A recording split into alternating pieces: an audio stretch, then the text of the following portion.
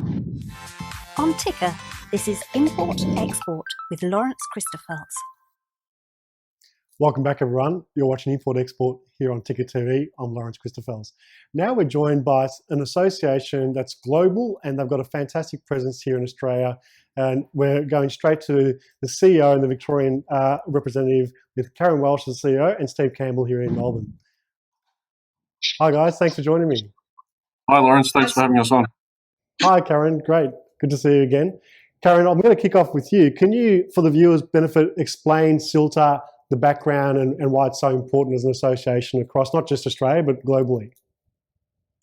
Yeah, look, CILT International, or what originally started CILT UK, started in 1919, just after World War I. Soldiers returning back to city life realised that there was a gap in the industry for an understanding of the logistics environment.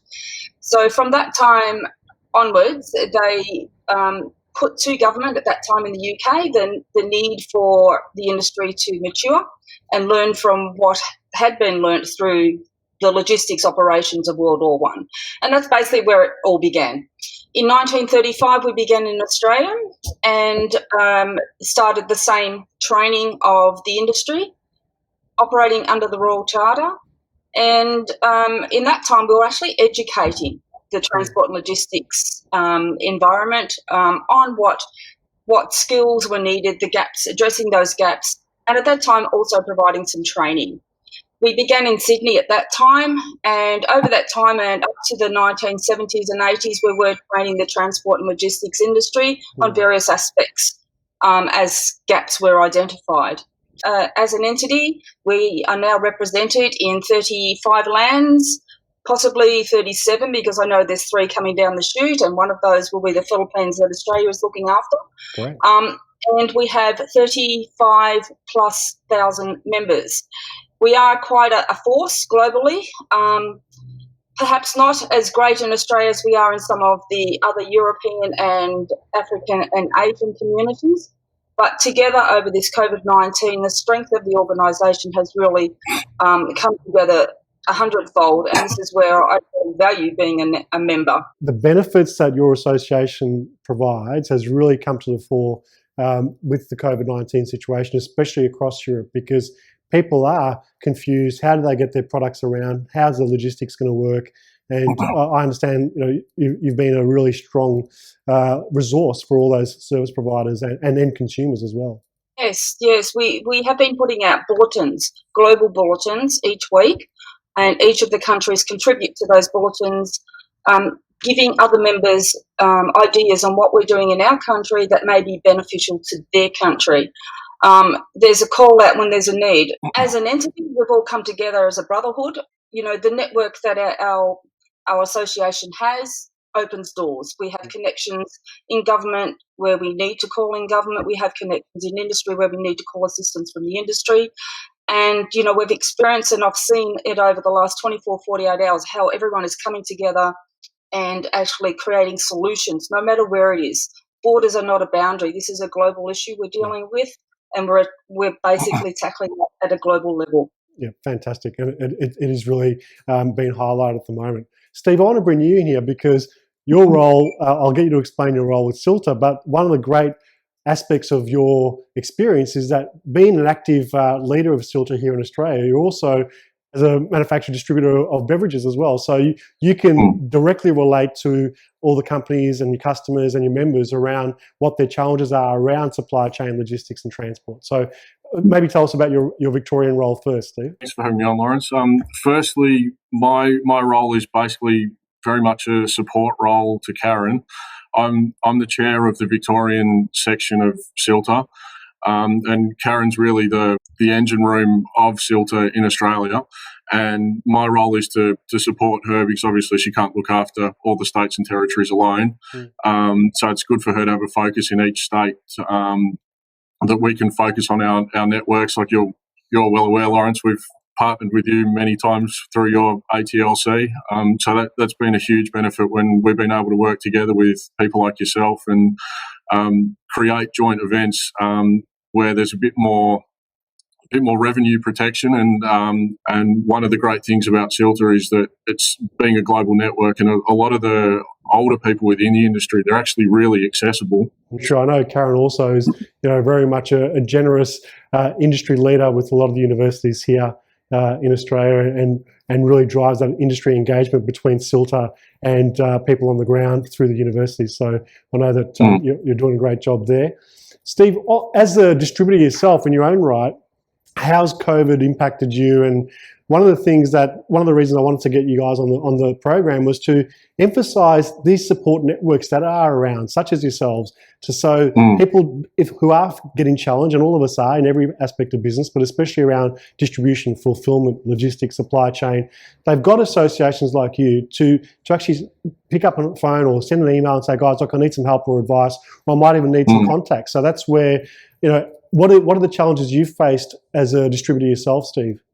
Certainly availability of materials was one, which that's been a huge challenge to overcome, just because it's once the shipping sort of slowed down and China shut down, the products just weren't being made. So we had to sort of make do with what we had and find alternative products. The other major impact was just such a strong shift in consumer behaviour. All of my forecasting, it literally went out the window overnight. A lot of our products, before we pivoted to hand sanitizer, they were sort of at the higher price end point of the market, so they were very specific, and it was a little bit easier to forecast and follow demand patterns. But as soon as we moved towards a lockdown and people were sitting at home, and obviously the alcohol consumption increased quite rapidly as a nation. We did probably 6 months of sales within a month. Wow. Yeah. So just fitting that into production, on top of producing hand sanitizer hand over fist, and on top of availability of materials, that was certainly a challenge, and there was definitely some long days and a lot of 3 a.m. finishes again. But I found one of the biggest shifts was that the focus on collaboration was even more so than ever, where I was going back to a lot of our suppliers saying, how can I help you? It went from being, look, I'm the customer, you need to, I'm telling you what I want, you need to give it to me. And if you can't, then fine. But I was pushing back up the chain saying, all right, what do you need from me to supply? Yeah. And that was really good, because it's really strengthened my bond and my relationship with a lot of suppliers, and it's actually helped me in my own networking on a business and a personal level, that I've been able to dive into niches that I wouldn't otherwise have been able to. Karyn, I want to ask you, because Steve brought up some really interesting points that he's reminded me of. So I know with a lot of the transport regulations around the country, with curfew times, Australia is very different from some other markets with the safety, chain of responsibility, chain of custody requirements. And I know CILTA is very involved with all those educational programs and support programs for transport companies. How have you seen, have you worked with a lot of the local governments, state, federal, as part of CILTA to try and manage some of those curfew awareness and increased changes? We've got a lot of members that are involved in those areas, and involved in the curfews, what's needed in those areas. State by state, each of our sections, as Steve's the chairman of Victoria, we've got chairpersons in each of the states, and they're actively involved. The Queensland member, he's actively involved in the chain of responsibility, to the point where he even goes out and audits organisations to ensure that they're meeting the standards set by the government. And his role is to make sure that the correct procedures and things are in place that are meeting the standards, especially in the transport of, in this case, in the situation we're in, medical equipment, and that it's not compromised in any shape or form. Also with the border controls, that the right transport is delivered, is allowed through with the right goods that they need to get to supply each state with, and that being either food or medical supplies. So we're heavily involved in ensuring that process flows quite adequately. We're also heavily involved with the education side of things, in ensuring that what is taught within the education facility also meets the requirements of industry, and that students leaving and graduating come away with the skills that have them job ready. Yeah. So we're heavily involved in a number of aspects of government to ensure that transport and logistics and warehousing and supply chains needs are all met according to the industry and what it's looking for.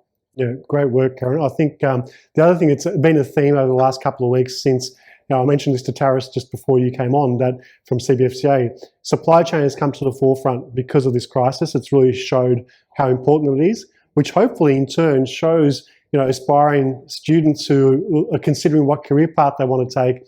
Logistics and supply chain is very much a professional career now, and it is being respected much more than it has been in the past. So I know CILTA does a lot of programs. I know, as I mentioned before, you're both very involved with working with institutions around the country and offering mentorship time, even steering committee work. I know, Karyn, you do that a lot. So what do you see as we move out of this situation? What would you like to see change from transport, logistics? What can we collaborate better with government, with industry? Are there things that, as a wish list you'd like to see? Well, look, government does its best. They only know what the industry feeds it. Government in the past have not been one to work with haste and speed. But I think this COVID-19 has forced us all to work with haste and speed. If we could place that some of the haste and speed to some of the decision-making process, especially with some of our transport operators that are looking for permits to drive vehicles and dealing with multi-levels of government to get those permits in order to get these vehicles on the road. Some of these drivers put significant investment into these vehicles, and then they just have to sit and wait for all these approvals to come through before the vehicles can even be used. So their return on investment, is delayed somewhat, and naturally it becomes a sunk cost. So, those sorts of things could be sped up rather than have, the arguments between all the governments before this poor operator can get his truck on the road and earning some income for him and getting some of his return on investment. Some of the vehicles that we have on the road, the high productivity vehicles are the ones in question here, and these are the ones that have all the safety mechanisms in place. Yep. They are not damaging the roads as a lot of people claim they are, and they're only asking for access to major freeways and to some of the roads that take them to the point of drop off and pick up. As you say, Karyn, it is a good eye opener for government, and it's an opportunity for them to rethink their bureaucracy and how they can streamline this, because as we emerge and the economy starts to refire up, transport, fulfillment, last mile, all the distribution channels are of critical importance, because without them, literally the country stops. So we need to get it right. And one of the things that Steve touched on earlier is the importance of collaboration, the importance of working with your peers and your partners. So working with associations like CILTA here in Australia, it's you can't go wrong. So, what's coming up? Is there anything coming up? I know there was a big event planned in WA, but that had to be shifted now because of everything that's going on. What's coming up over the next couple of months here in Australia and globally? Well, we're busy working on quite a few things, actually. We're having weekly webinars that members have the ability to tap into. They're global webinars. They're not just organised locally. We have our international convention that has been postponed until June next year.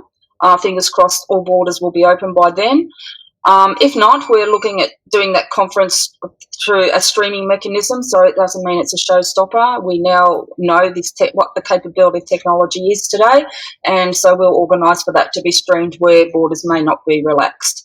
Also, we're working on a business forum, an online business forum, where all industry can come together and discuss the challenges that they have, and members and non-members can come together and provide solutions to some of those challenges.